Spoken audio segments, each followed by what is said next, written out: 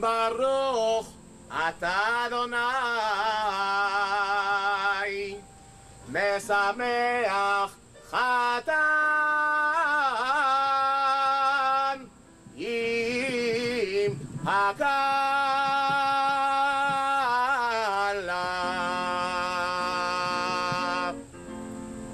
Praise are you who lights the world with happiness and contentment, love and companionship, peace and friendship, bridegroom and bride. Let the mountains of Israel dance. Let the gates of Jerusalem ring with sounds of joy, song, and merriment and delight. The voice of the groom and the voice of the bride, the happy shouts of their friends and companions. We praise you, O God, who brings bride and groom together to rejoice in each other.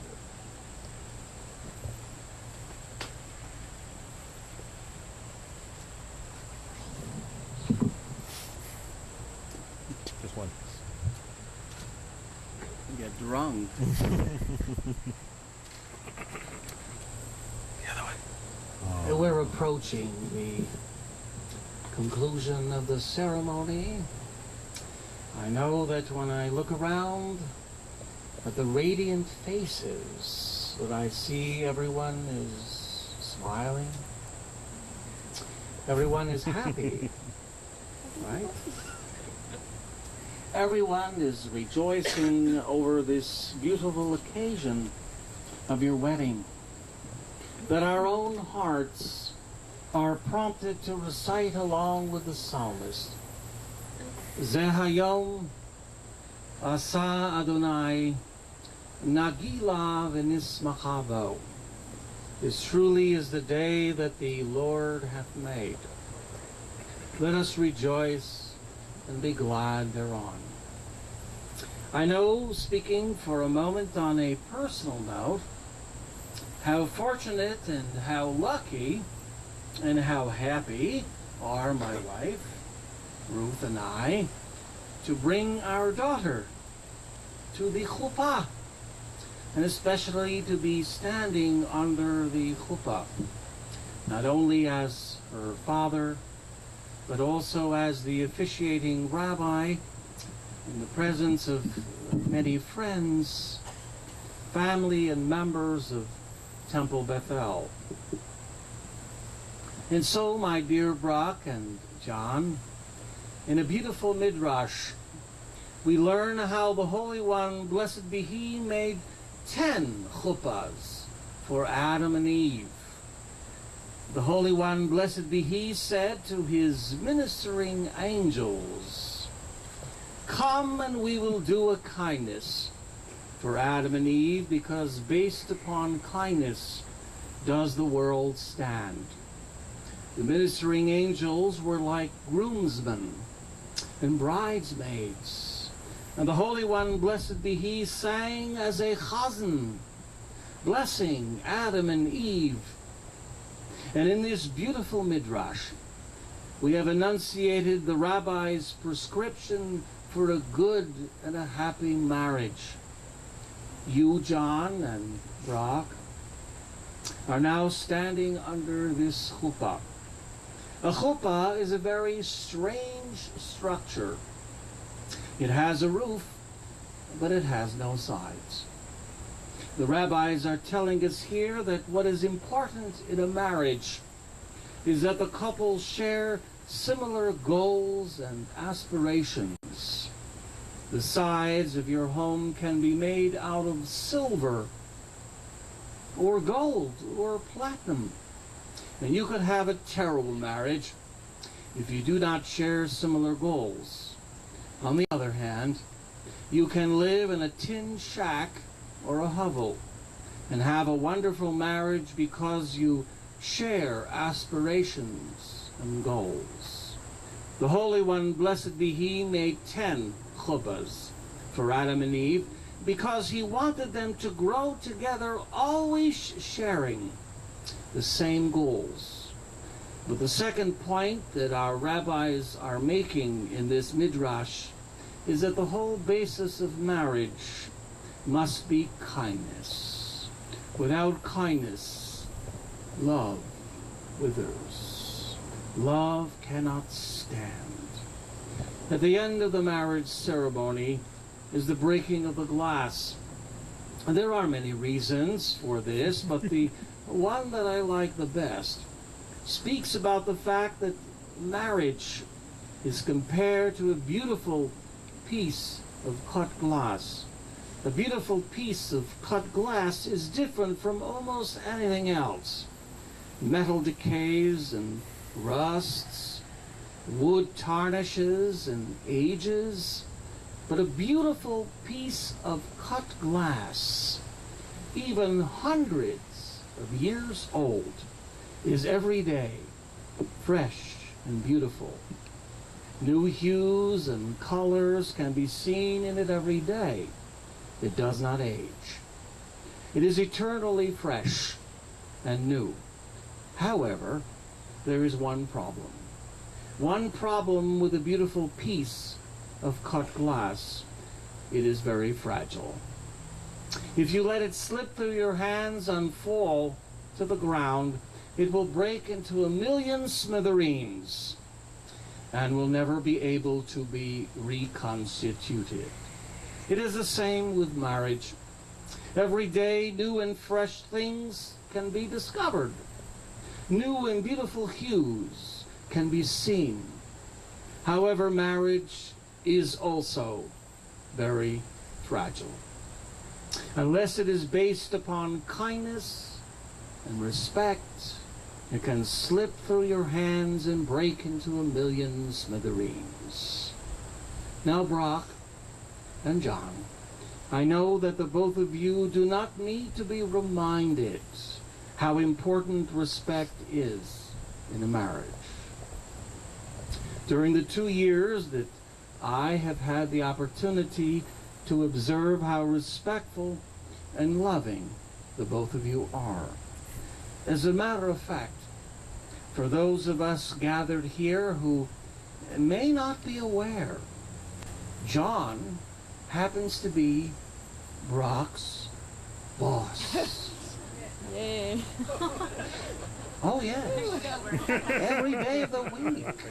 There's some people that know that already. Some of you do. Now, I can identify with that. For myself, growing up, I can remember how my parents, Zichronam Livracha, blessed memory, had a very similar relationship. My mother worked for my father, but they both loved each other very much. I see that in you, Brach and John, for even though the both of you share your workplace, you both possess strong business minds and very strong work ethics. And I know that you both love each other very much. As John got to know Brach, he knew from very early on that she was the one. Perhaps it was Brach's smile and her beauty, for laughter and just enjoying life has always been a high for you, Brach. Perhaps that is what attracted John to you, Brach. From the first day that you met him, he would humor you, always making you giggle and smile or grin. For I know that if someone can make you laugh, they will have found the key to your heart. But most importantly, I have observed how you, Brach, and you, John, not only share in your workplace, but you share life at its fullest. From early on, there was no I, but there was always we. When you sometimes do not have to speak to understand one another. And when one of you starts a phrase, the other one finishes. And when you both unintentionally seem to copy one another after having similar thoughts and ideas. And when you, Brach, always wanting to take care of you, John. And you, John, always wanting to take care of you, Brach. And I know how important family means to the both of you. I suppose I can speak on a personal level, being your father, Brach, and watching you grow up into the mature young lady that you are. But I know, even though we have in the family, our family, have all had our ups and downs with you over the years, your love and respect for your mother and I have always been quite strong, though sometimes hidden. Your sister Chava and your brother Nathaniel over there have always looked up to you. And you, John, are proud to be standing under this chuppah with your two equally proud daughters, Jem and Tasha. I know how you had wished your late parents, Errol and Alia, of blessed memory. Okay, would have been here today, under this chuppah, to share in your joy. It's okay to cry. I'm doing okay, right? But I'm quite sure that they are here with you in spirit. And I know how important it is to John that your sisters, Donna and Georgina and their families, have joined you on this special day in your life. For today, you, Brach, and you, John, are not getting married alone. You are getting married in front of all your family and friends, just as Adam and Eve did not get married alone. Marriage is not just for the couple. It is also for the community. For I know how important your family and friends are to you. So many of them, your aunts and your uncles and nieces and nephews and cousins, have joined with you today from near and far, with many of your other family members and friends. For a couple needs friends and family and the community. It strengthens a marriage. It does not weaken it. But most importantly, you should always be the most precious things to each other.